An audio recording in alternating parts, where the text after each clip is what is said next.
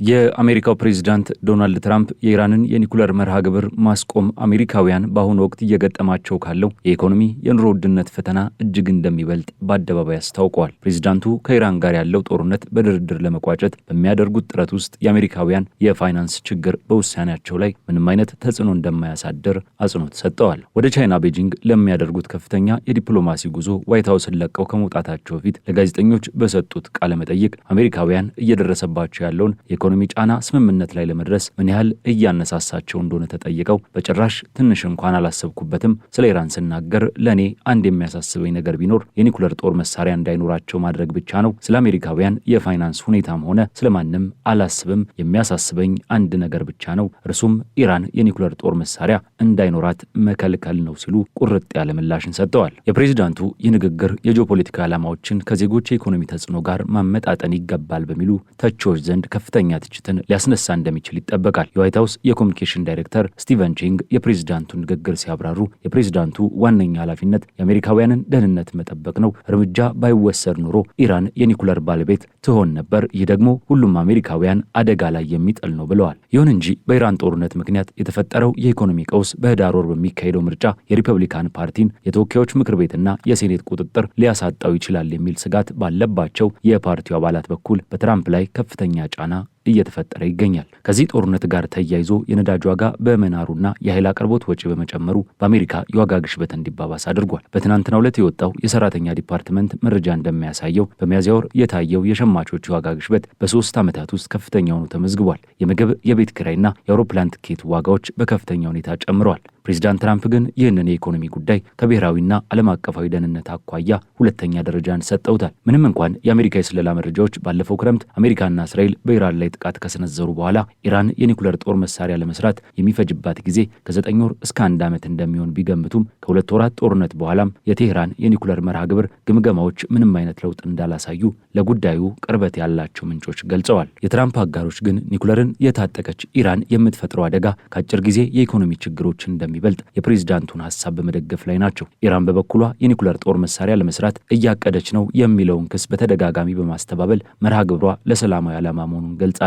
ምዕራባውያን ሀያላን ሀገራት ግን ቦምብ የመስራት አቅም ለማዳበር እያለመች ነው የሚል ጥርጣሬ አላቸው። የጦርነቱን ወጪ በተመለከተ ፔንታጎን እስካሁን $29 ቢሊዮን ወጪ መደረጉን ያስታወቀ ሲሆን የአሃዝ ካለፈው ወር ግምት በ$4 ቢሊዮን ብልጫ አለው። ወጪው የተበላሹ መሳሪያዎችን ለመተካትና ለቀዶ ጥገና ወጪዎች ጭምር ያካተተ መሆኑ ተነግሯል። የአሜሪካ መከላከያ ሚኒስትር ፒት ኤግዜት በአሜሪካ ኮንግረስ ቀርበው ፔንታጎን በዓለም ላይ ውጤታማ ወታደራዊ አቅሙን ለማስቀጠል $1.5 ትሪሊዮን የጦርነት በጀት እንደሚፈልግ ጠይቀዋል። በተደረገው የዳሰሳ ጥናት መሰረት ከ3 አሜሪካውያን 2ቱ የነዳጅ ዋጋ መናር የፈጠረባቸውን ጫና ጨምሮ ትራምፕ ሀገሪቱን ለምን ወደ ጦርነት እንዳስገቧት በግልጽ አላብራሩም ብለው ያምናሉ። ይህ በእንዲህ እንዳለ ፕሬዝዳንት ትራምፕ የኢራን ጦርነትን ለማስቆም የቻይና እርዳታ እንደሚያስፈልጋቸው እንደማያስቡ ተናግረዋል። ወደ ቤጂንግ ከማቅናታቸው በፊት እንደገለጹት የዓለምን የነዳጅ አቅርቦት 1/5 የሚያስተላልፈውን የሆርሙዝ የባህር ወሽመጥ ያዘጋውን ይህንን ግጭት ለመፍታት የቻይናን ፕሬዝዳንት ሺጂንፒንግን እርዳታ የመጠየቅ ፍላጎት የላቸውም። ከኢራን ጋር በተያያዘ ምንም አይነት እርዳታ አያስፈልገንም፣ በሰላማዊ መንገድም ሆነ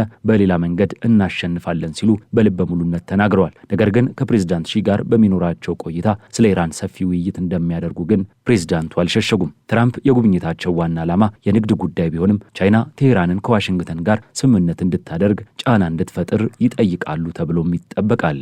ዋሽንግተን የኢራን የኒኩለር መርሃ ግብር እንዲያበቃና በሆርሙዝ ስትሬት ላይ ያላትን ቁጥጥር እንዲነሳ ስትጠይቅ ኢራን በበኩሏ ለጦርነቱ ውድመት ካሳ የአሜሪካ ማዕቀብ እንዲነሳና በእስራኤል በኩል በሄዝቦላ ላይ የሚደረገውን ጨምሮ በሁሉም ግንባሮች ጦርነቱ እንዲቆም ቅድመ ሁኔታዎችን አስቀምጣለች። ትራምፕ የኢራንን ቅድመ ሁኔታዎች እንደማይቀበሉ በመግለጽ አጣጥለዋል። ኢራን በበኩሏ በሆርሙዝ የባህር ወሽመጥ ላይ ያላትን ቁጥጥር ይበልጥ በማጠናከር ከኢራቅና ከፓኪስታን ጋር ነዳጅና የተፈጥሮ ጋዝ ለማጓጓዝ የሚያስችል ስምምነት መፈራረሟ ተሰምቷል። ሌሎች ሀገራትም ተመሳሳይ ስምምነቶችን ለማድረግ በመሞከር ላይ ሲሆኑ ይህ እርምጃ ቴህራን በውሃ መንገዱ ላይ ያላትን ቁጥጥር ቋሚ ሊያደርገው ይችላል ተብሎም ተሰግቷል። የቻይና የውጭ ጉዳይ ሚኒስትር ዋንጊው በበኩላቸው የሆርሙዝ ስትሬት ዳግም ክፍት እንዲሆን ፓኪስታን በአሜሪካና በኢራን መካከል የምታደርገውን የሽምግልና ጥረት እንድታጠናክር ጠይቀዋል። ይህ የባህር ላይ ውጥረት ዓለም አቀፍ ትኩረትን የሳበ ሲሆን 112 የተባበሩት መንግስታት ድርጅት አባል ሀገራት በሆርሙዝ ስትሬት የነጻ የባህር ላይ ጉዞን የሚጠይቅ የውሳኔ ሀሳብ ረቂቅን ደግፈዋል። ይህ ረቂቅ ህንድ፣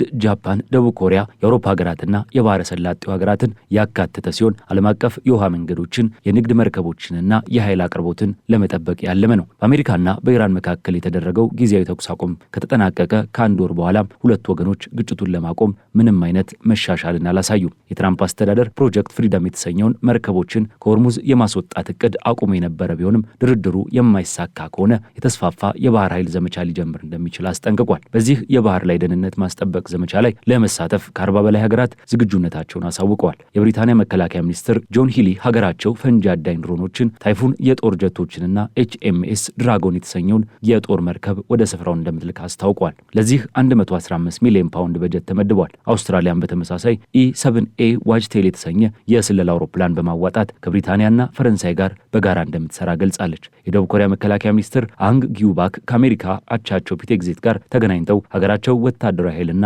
መረጃ በማጋራት ዓለም አቀፉን ጥረት ለመደገፍ እያሰበች መሆኑን አረጋግጠዋል። የብሪታንያው ጠቅላይ ሚኒስትር ኬር ስታርመር በሀገር ውስጥ ፓርላማ ስልጣንን እንዲለቁ ጫና እየበዛባቸው ቢሆንም አስተዳደራቸው ሆርሙዝ ስትሬትን ዳግም ክፍት የማድረግ የዓለም አቀፍ ጥረትን ቅድሚያ እንደሚሰጠው ገልጸዋል። አሜሪካ በበኩሏ ከኢራን እስላማዊ ቤታዊ ዘብ ጋር የተያያዙ ህገወጥ የነዳጅ ማጓጓዣ መረጃዎችን ለሚሰጥ አካል እስከ $15 ሚሊዮን የሚደርስ ሽልማትን አዘጋጅታለች። የኢራን ጦር ባለስልጣናት በአንጻሩ እጅግ የጠበቀ አቋምን እያንጸባረቁ ሲሆን የሆርሙዝ ስትሬትን ትርጓሜ ከጃስክ የባህር ዳርቻ እስከ ሲሪ ደሴት ድረስ በማስፋት ጠላትን ለመመከት የሚያስችል ወታደራዊ ልምምድን በማድረግ ላይ ይገኛሉ። ወደ መካከለኛው ምስራቅ የቀጠናው ጦርነት ስንመለስ ደግሞ እጅግ አስገራሚና ሚስጥራዊ የሆኑ ክስተቶች ይፋ እየሆኑ ነው። ሳውዲ አረቢያ በመካከለኛው ምስራቅ ጦርነት ወቅት በግዛቷ ላይ ለተፈጸሙባት ጥቃቶች አጸፋውን ለመመለስ በኢራን ላይ ይፋ ያልተደረጉ ሚስጥራዊ ጥቃቶችን መፈጸሟን የምዕራባውያንና የኢራን ባለስልጣናት አጋልጠዋል። ይህ ክስተት ሳውዲ አረቢያ በኢራን መሬት ላይ በቀጥታ ወታደራዊ እርምጃ ስትወስድ የመጀመሪያዋ ነው። ሀገሪቱ ከዋና ቀጠናው የተቀናቃኟ ራሷን ለመከላከል ይበልጥ ደፋር እየሆነች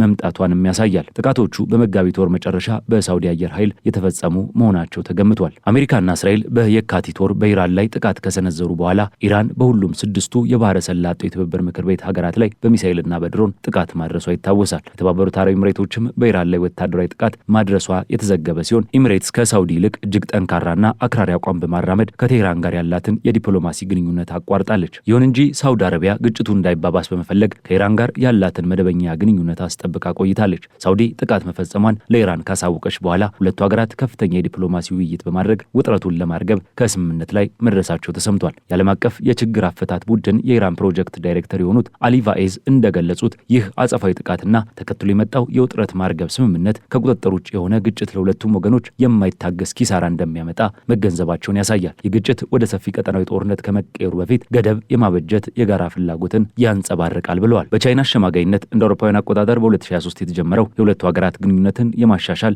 የቀይ ባህር መስመርን ለሳውዲ ክፍት ሆኖ እንዲቀጥልና ነዳጅ ወደ ውጭ መላክ እንድትችል ረድቷታል። በአጠቃላይ የአሜሪካና ኢራን ጦርነት የፕሬዚዳንት ትራምፕ የማይለወጥ አቋም በሆርሙዝ ስትሬት ላይ የተፈጠረው ዓለም አቀፍ የባህር ላይ ውጥረትና የሳውዲ አረቢያ የሚስጥር ጦርነት ተደምረው ዓለምን በከፍተኛ ኢኮኖሚና የጸጥታ ቀውስ ውስጥ ከተውታል። ፕሬዚዳንት ትራምፕ ከቻይናው መሪ ጋር የሚያደርጉት ውይይት እንዲሁም የተባበሩት መንግስታትና የባህር ላይ ጥምር ኃይሉ የሚያደርገው እንቅስቃሴ የዚህ አስፈሪ ግጭት ቀጣይ ዕጣ ፈንታን የሚወስን ይሆናል።